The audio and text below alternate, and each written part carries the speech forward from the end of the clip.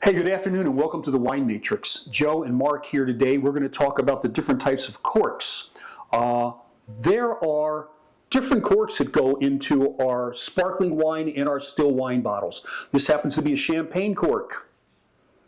This happens to be a regular cork which comes from the bark of a cork tree. When we grind up that cork, it turns into a composite cork. What we do is we take cork, we grind it up, we bleach it out, make sure there's no bacteria in it. We reformat it back into a composite cork. Think about plywood, think about composite board. Two very different things. Cork, expensive. Composite cork, not as expensive. Finally, we have a synthetic cork. This is a rubber-based, plastic-based cork. Does not breathe like the other corks we've just seen, but it does work well when we're dealing with wine that is going to be consumed rather quickly. In the next segment, we're going to talk about the different types of corks and their function in the bottle. We'll see you soon. Today, we're going to talk about corks that are in our sparkling wines and our champagnes. Now, we all know that champagne is a sparkling wine, but not all wine is champagne. More on that at a later session. Today we're talking about corks. This is a champagne cork. Now I know this is also a champagne cork, and this is as well. But this is what it looks like when it goes in the bottle. This is what it looks like when it comes out of the bottle. What happens is we take this nice cylinder-shaped cork and we compress the very, very bottom of it and we jam it in that little neck of the bottle, and it ends up turning into a champagne cork with a little bit of a mushroom sticking out of the top.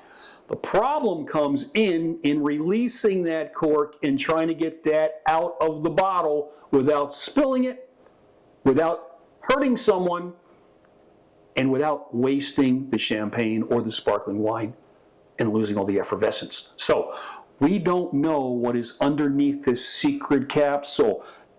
It could look like this, could look like this. This is a champagne or sparkling wine cork that's been in a bottle for a very short period of time. Notice how it's flanged out from the bottom. The longer this cork stays in the bottle, the more compressed it's going to become. This is actually a little bit pliable. I can actually still squeeze that with my fingers, but this is almost like petrified wood. It is hard as can be. The longer it stays in the bottle, the more it becomes a peg. The shorter it's in the bottle, the more it is going to have some resistance with its flanged sides. We don't know until we start to take that cork out. Cork comes out of a bottle at 90 some miles an hour. We're going to demonstrate that in just a minute. But we have to treat that bottle of sparkling wine or champagne as if this is what's hiding under the covers. Not that, and definitely not that. Coming up, how to not open a bottle of sparkling wine and champagne.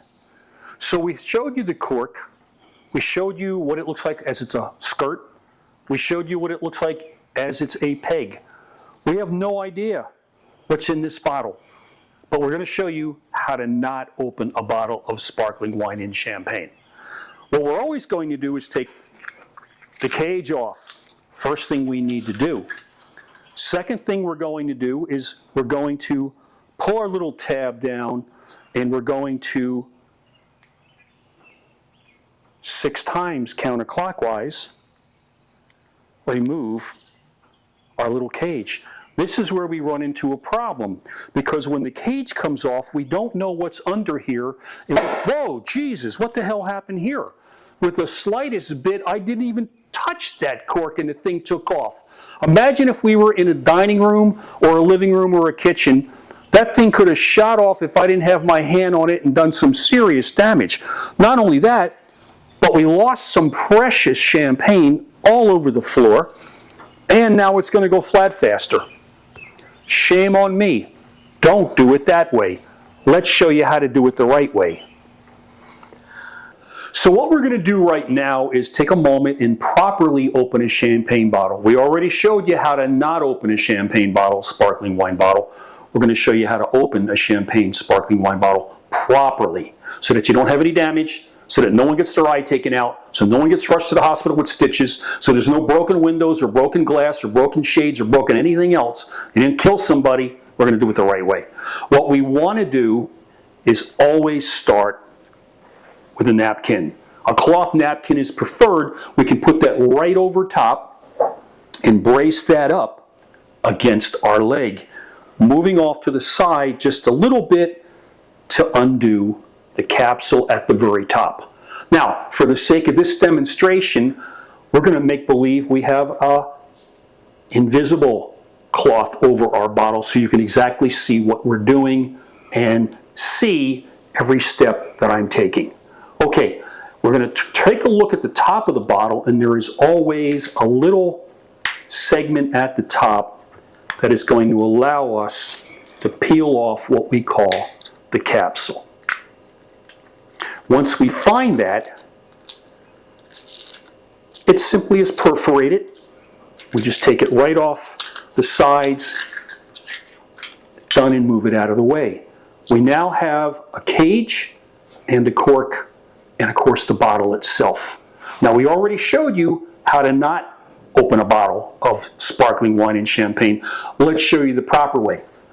We're going to rest it against our hip. We're going to put our cloth over top of it, our invisible cloth in this case. We're going to get a grip on the neck, and we're going to put a thumb over the top of the cage. Get a good strong hold on that.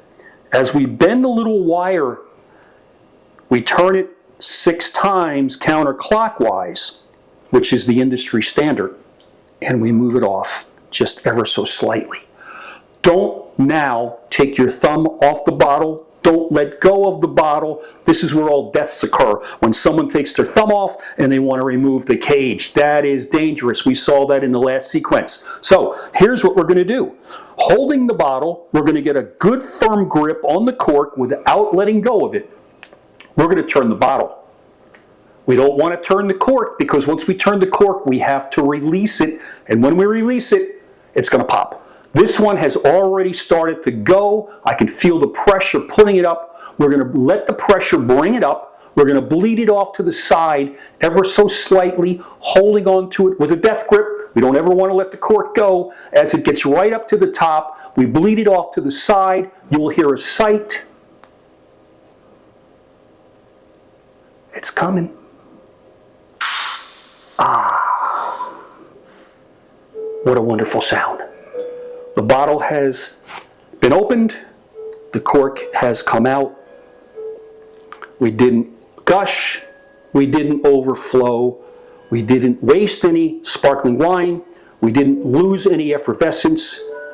We've got a nice, fresh bottle opened up, ready to be enjoyed.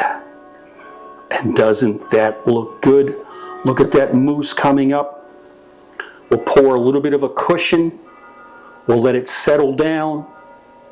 And then we'll top it back up again to the appropriate level.